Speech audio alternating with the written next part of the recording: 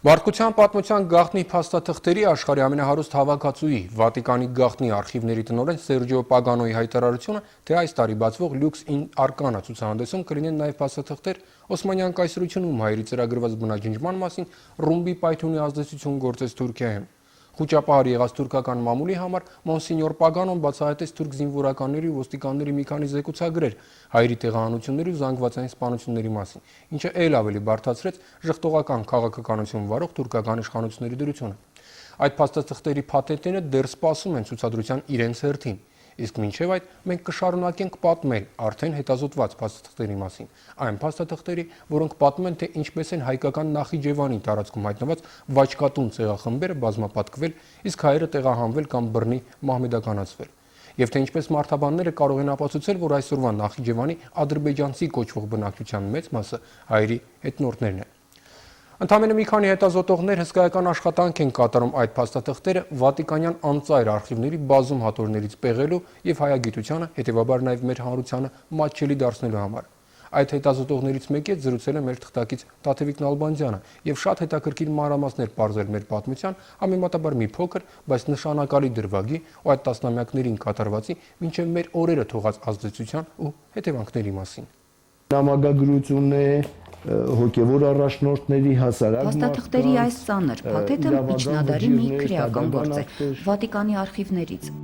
Պրոպագանդա ֆիդեի սկրիտուրե օրիջինալե ֆոնդի 443-րդ հատորն է, Անտոնիո Տանիդոսյան է։ Այս եպիսկոպոսը 17-րդ դարի 60-ականներին Հռոմի կողմից էր ուղարկվել Նախիջևան որպես տեղի կաթոլիկ համայնքի առաջնորդ, բայց այնպես էր ստացվել, որ այս հոգևորականը գավառում աչքի էր ընկել առավելապես իր կոռուպցիոն գործունեությամբ։ Նախիջևանի կաթոլիկներից շատերը բողոքներ էին գրել նրա զեղծարարությունների մասին, եւ Սուրբ Աթոռը երկու միսիոներ կամ իրենց խոսքով վիզիտատորներ էր ուղարկել ստուգելու ստացված բողոքները ու իրենց ուղարկած գավառահոր կոռուպցիոն գործերը։ Հռոմից ուղարկվեցին ստուգիչ հանձնաժողով, այսօրվա տերմիններով ասած, կամ առաքելական այցելուներ այն ժամանակվա տերմիններով, պիսկոպը եւ երկրորդը հայազգեշ, ազատագրական շարժման նաեւ նշանավոր դեպքերից է Պետրոս Պեդիկը։ Այս հաստ փաթեթում նրանց հարցաքննությունների նյութերն են։ Գավառի հազարավոր բնակիչներ հարցաքննվեցին, բոլորի բողոքները գրանցվեցին եւ տարվեցին Հռոմ։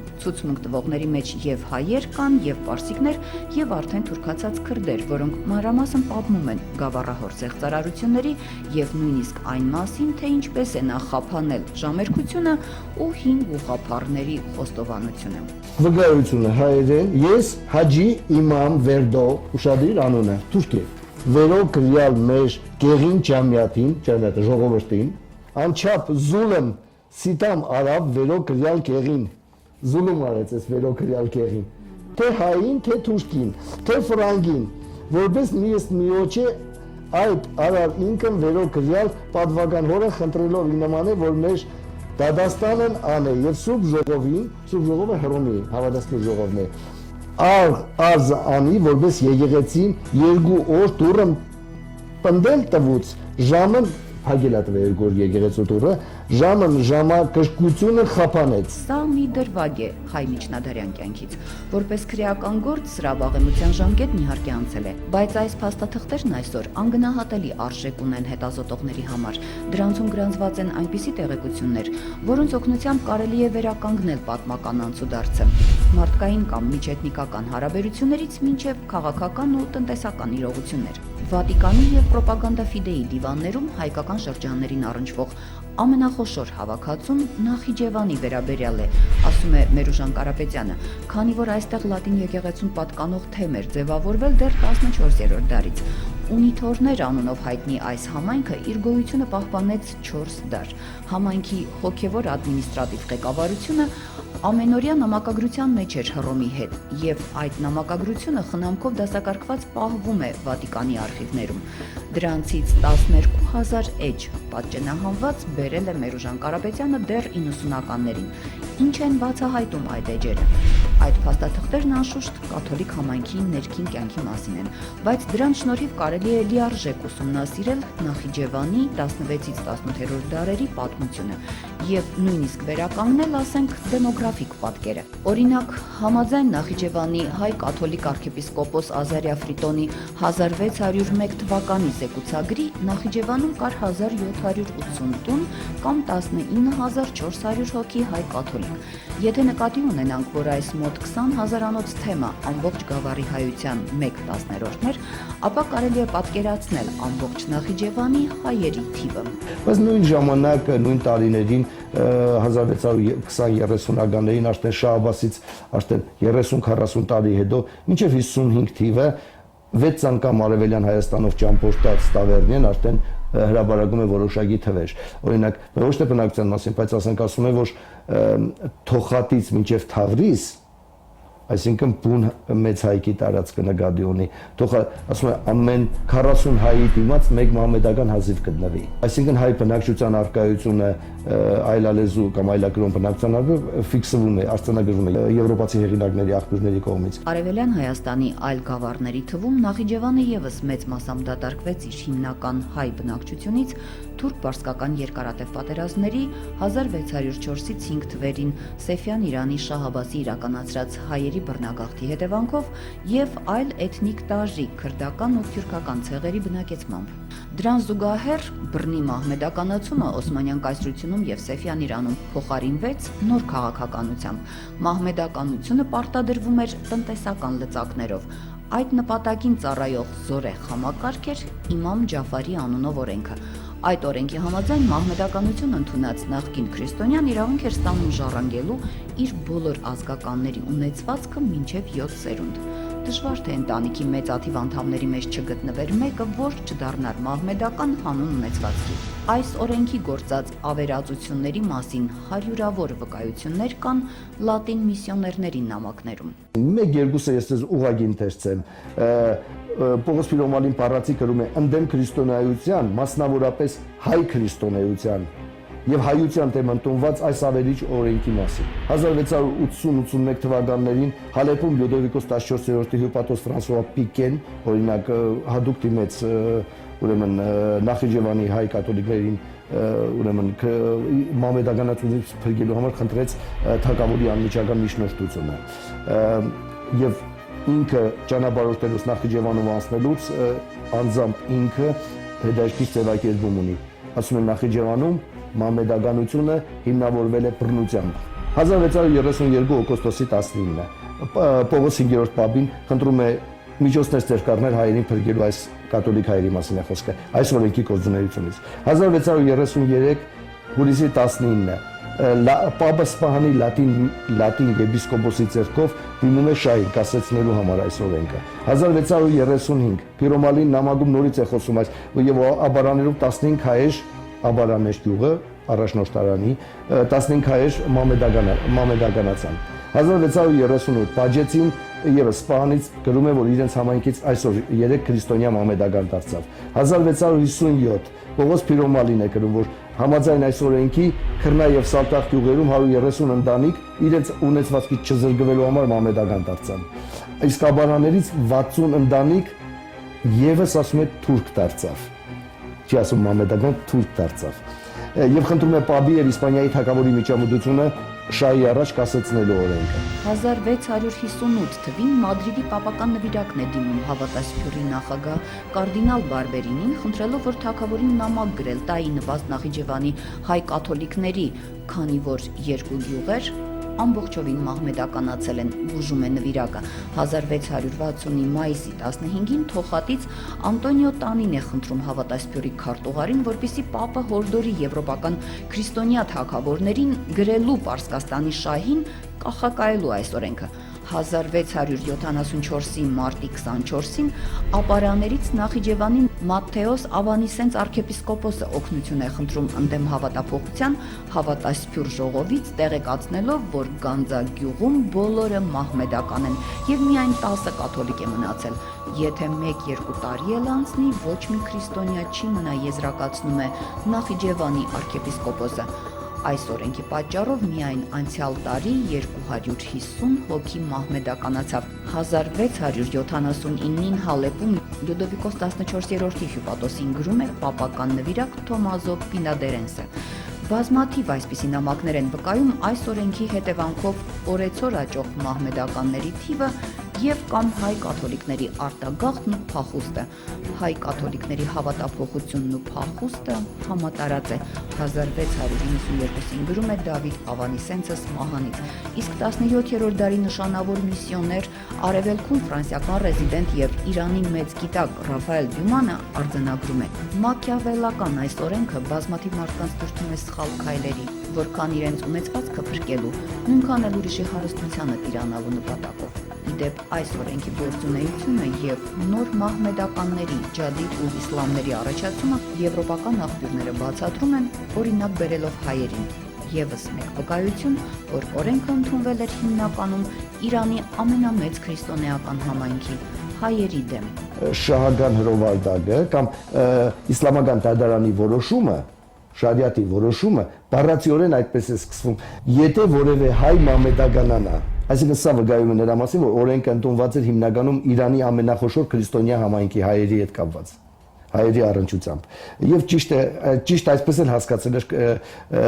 ուրեմն Ռաֆայել Դյումանը, որ այս օրենքի կիրառությունը հայերի վրա էր տեսնում։ Այս եւ նման տիպի տնտեսական լծակների ուրեմն ազդեցությամբ հսկայական քանակությամբ ավերածություններ ուրեմն գործվեցին ամբողջ արևելյան Հայաստանի տարածքում, Նախիջևանում եւս, Երևանում եւս։ Մահմեդականացող հայերը որպես կանոն կոչվում էին նոր մահմեդական անձնանուններով։ Բռնի թե կամովին դավանափոխ հայի վերադարձը նորից դեպի քրիստոնեություն գործնականում անհնար էր։ Նախադեպերն ավարտվում էին դավանափոխի մահվամբ։ Սակայն աղբյուրներում հատուկենտ վկայություններ են հանդիպում նաև նման վերադարձի մասին։ Ինքնությունը վերագտնելու համար պահանջվում էր ահագին ծախսով շահի ընդունելությանն արժանանալ եւ նրա թույլտվություն հրամանը ստանալ։ Թե ինչ գնով էր հնարավոր այդ հրամանը ստանալ, երևում է Հավատասփյուրի նախագահին ուղղված հետևյալ զեկույցից։ Օգոստինոս Բաջենց arczepiskopos-ը զեկուցում է, որ 30 մահմեդականացած քրիստոնյայի նորից կաթոլիկ հավատին վերադարձնելու թույլտվությունը ստանալու համար ստիպված ծախել է arczepiskoposական մատանին, հովվական խաչը, որ նվեր էր ստացել Լեհաստանի թագավորից եւ պարտքարել 200 սկուտ։ Հայկական մի կանոնագշտի հավելվածում մի հետաքրքիր բան կա, ասում է կամա ագամա թուրքացողը մահմեդականություն, եթե զղջա ռաղամ, այսինքն հրամանագիր առնե իր շահին եւ զյուր պահե դարձյալ, այսինքն իր ինքնությունը վերադառնա դարձյալ, ինքնությանը։ Այսինքն անպայման մինչեւ այդ մագաշտագի թույլտվությունը պետք շահի։ Բայց շատ հաջող, դե գիտեք, որ մարդկանց գուցե հաջողվում է շահ հասնել մինչեւ։ Շատ հաջող չէին ամեն մարդ չէր կարող հասնել մինչեւ շահ, բողոքարկելու կամ արտադրելու իր կացությունը։ Սրանք դեռ միայն լատին աղբյուրների վկայություններն են, թե ինչ ահռելի քանակի հայ բնակչություն այս օրենքով մահմեդականություն ընդունեց։ Օրենքը գործնականում կիրառվեց մինչև 20-րդ դարի սկիզբը։ Մահմեդականացած հայը ներկայացվում էր կամ նոր մահմեդական, ջադիդ ու իսլամ տերմինով, կամ որպես թուրք, քուրդ եւ պարսիկ, եւ աստիճանաբար համալրում էր Նախիջևանի մահմեդական բնակչության շարքերը։ Դուք կարող եք լեզվափոխ կամ կրոնափոխ լինել, բայց մասշտաբանական տվյալները 1900-ներում չէր փոխվում։ Այսօր շատ է դաշկիր է տվյալ